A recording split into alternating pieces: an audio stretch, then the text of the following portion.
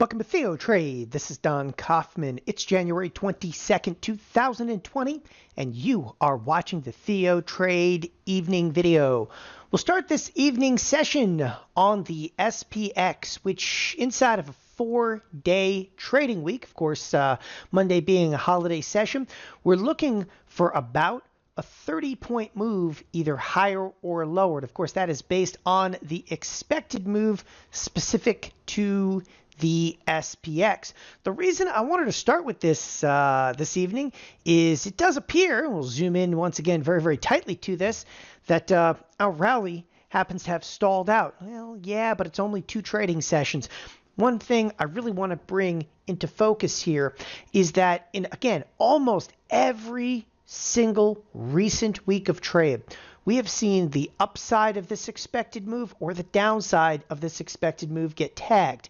And where we're trading right now is just shy of where we effectively started the week. And, well, that's important. It's important because, again, we're just off this central line, and that's exactly what I'm drawing right now.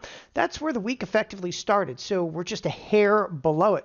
Well, what can you expect for Thursday or Friday of this week? Some movement, people, and some fairly solid movement. The point, okay, being by drawing this is allow me to zoom out now for just a second and display to you. As I said, almost every recent week tags the upper or lower edge of an expected move. Again, almost every single recent week tags the upper or lower edge of the expected move. And I will continue to hammer that into you from a probability standpoint. Well, you can anticipate right here, right now, Thursday, Friday of trade, yeah, we're going to move. How much are we going to move? Well, if you think about this, the central or the starting place for the week was 33.29. You're going to move about 30 bucks higher than that or approximately $30 lower. So stay tuned. Again, a whole lot of movement is going to occur in Thursday, okay, and or Friday's trade. Now, we have some pivotal earnings that are kind of incoming. We also have heard quite a bit out of Davos. If you guys have been tuned in at all and you do read anything in the financial media, everybody's been talking about Davos because everybody's all bulled up. Some of the largest hedge fund managers in the world have come out and been like, let's ride this bullish trend.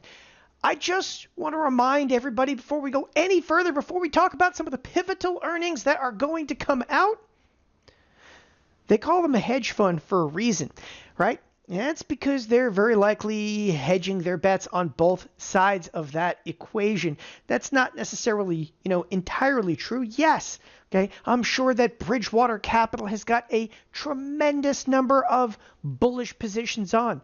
But again, let us all not forget that most of these firms underperform the marketplace in up moves. They're underperforming because, again, they are hedging off their downside risk. Whereas you get, again, one of the chief investment officers coming out and saying, we're wildly bullish, does not mean bet the ranch to the upside, because they are not. With that, let's start to talk a little bit about some of the earnings coming up and just a few stocks that are in motion right now.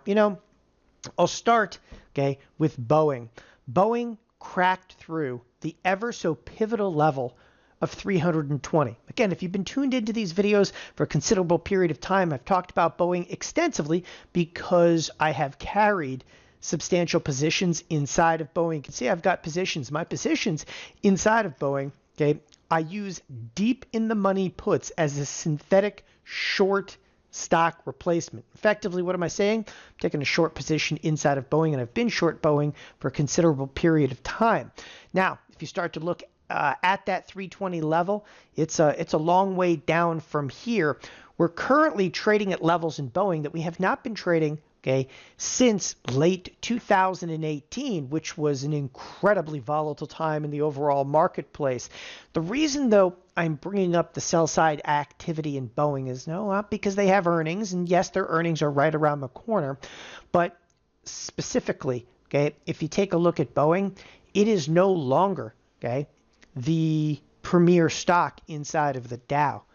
Apple has now overtaken Boeing as the preeminent stock inside of the Dow. So at this point in time, again, Boeing, is it critical to the Dow? Absolutely, unequivocally, yes. But it's something I've been talking about extensively, okay, over the past weeks and past months, how order flow is shifting from one underlying into another. Specifically, capital's being pulled out of Boeing, pushed to Apple, pushed also, okay, to United Healthcare. With that, we anticipate if Boeing cracks through 300, it could be Mr. Toad's wild ride to the downside. Now, there's a trade of course, baked into that as an opportunity. Although Boeing has seen a little bit of a bounce inside of today's trading session, look for it to test this 300 level even prior to its upcoming earnings. All right, onward and upward. As I was saying, some fairly pivotal earnings that are starting to emerge. One of those specifically, of course, was Netflix, because Netflix happens to be, of the major tech companies, it's usually the first one out. Netflix, mixed bag of goods.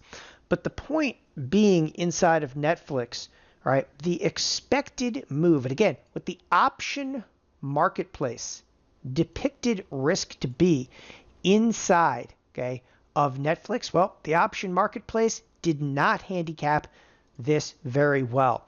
We were looking, okay, for about a $28 move in Netflix. Netflix is well inside that $28 move on, as I said, kind of a mixed bag of earnings. However, it made the marketplace a little bit nervous, in which case we're going to be watching, okay, the next of the tech titans to come out.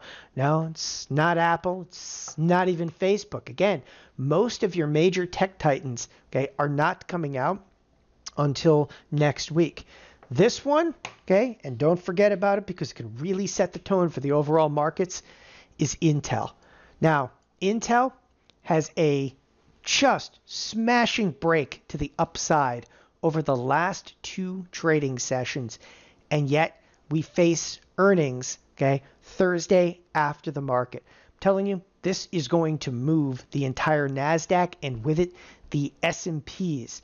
So if you take a look at Intel in a lot of the recent earnings announcements, you just don't see these kind of run-ups in Intel. Again, it's Intel. Its lack of volatility, if you will, is more of a hallmark than volatility. All right, so the volatility inside of Intel coming into this earnings announcement is up to close to 70%, which for those of you that speak implied volatility geek, still isn't that high. Nevertheless, we're looking for about a $3 move. So net, just under about a 5% move is being implied, okay, to Intel. Now, as we talk about earnings, every single earnings season, what can you do in terms of a trade?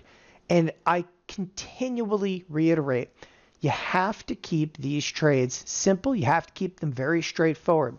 Don't think for a second that if you see a 69% implied volatility, you're like, I'm going to sell that volatility, like you're getting away with something. Because people, you're not getting away with anything. It's a highly, highly efficient marketplace. In the days to come, I'm going to go through bullish trades, bearish trades. Can you sell some premium in here? Sure. Okay. But more importantly, the way that we perceive, and the most effective way statistically we perceive to go after a trade like Intel would be to use, okay, an earnings butterfly, okay, and lay one of those butterflies right into alignment with what we are anticipating Intel to move. That trade specifically will be posted on Intel inside the TheoTrade chat room tomorrow afternoon. Along with Intel, we already have earnings butterflies, okay, in underlyings like American Airlines, okay. Underlyings, again, American Airlines happens to have earnings. Those earnings are coming out, and here we are before the market, specifically tomorrow. If you're kind of curious about a number of these trades, you can kind of follow along, okay, here at TheoTrade, a number of earnings butterflies that we've placed. There's American Airlines, okay. Here we have Texas Instruments. Texas Instruments, another one we've actually aligned an earnings butterfly. I'm going to have to open up more strikes. Bearish butterfly in here. Again, aligned specifically with the expected or anticipated movement around this earnings announcement. With that, markets, again, have stalled out over the last 2 trading sessions. But once again, I want to reiterate, get ready for some movement and tagging the upside or downside of the expected move between now and Friday. Thanks, everybody, for joining us here at TheoTrade. Have a wonderful evening. Bye-bye.